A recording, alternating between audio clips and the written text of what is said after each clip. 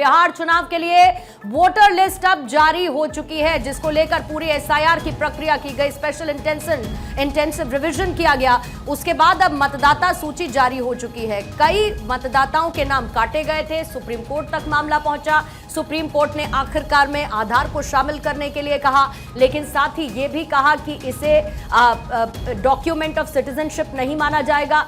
आधार के जरिए फिर 1 महीने का समय दिया गया कि अगर किसी का नाम वोटर लिस्ट से मिसिंग है तो वो आए और जानकारी दे अपने दस्तावेजों के साथ, उसका नाम जोड़ा जाएगा। फिर उस समय सीमा को भी बढ़ाया गया और आखिरकार चल रही ये प्रक्रिया जो कि बिहार चुनाव के सेंटर में नजर आई, जिसे लेकर विपक्ष ने कई बार सवाल उठाए और आखिरकार वो वोटर लिस्ट जारी चुनाव आयोग की तरफ से कर दी गई है। आने वाले 3 से 4 दिनों में चुनाव आयोग का दौरा भी है बिहार में, पटना में उनका ये दौरा रहेगा और अंतिम रूप दिया जाएगा। माना जा रहा है उसी समय बिहार चुनाव की तारीखों का ऐलान भी संभव है। सर्वेश मेरे से होगी और ज्यादा जानकारी के साथ इस वक्त जुड़ चुके हैं। सर्वेश, एक लंबा इंतजार रहा, पूरी गहन प्रक्रिया रही, एसआईआर चला और अब वोटर लिस्ट जारी।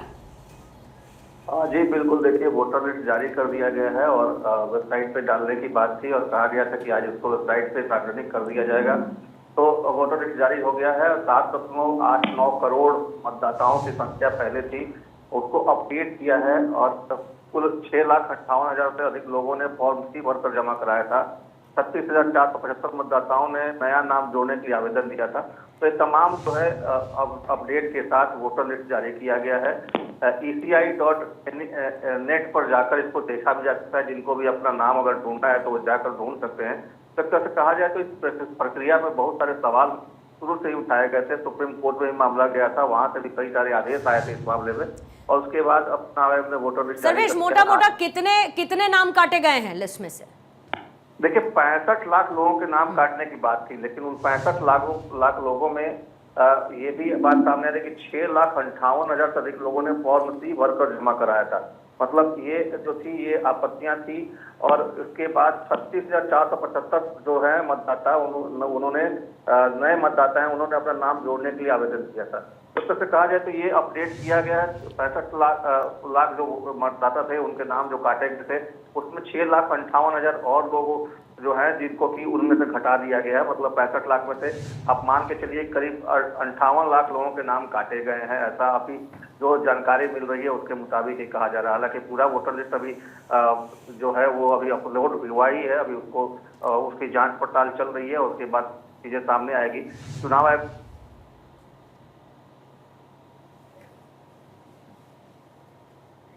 देखिए सर्वेश लगातार जानकारी दे रहे हैं और कुछ लोगों की तरफ से जो आपत्तियां आई थी, फिर उनकी तरफ से दस्तावेज दिए गए, उनके नाम शामिल किए गए। इससे पहले 65 लाख वोटर्स के नाम काटे गए थे, वो खबर भी आई थी। लेकिन अब वोटर लिस्ट जारी हो चुकी है, इसको अपलोड किया जाएगा और उसके बाद exact number of voters Bihar चुनाव में जो अपने मताधिकार का इस्तेमाल करेंगे वो क्लियर हो पाएगा। लगातार रिविजन्स होते रहे, सुप्रीम कोर्ट में मामला पहुंचा, सुप्रीम कोर्ट में दलीलें दी गई।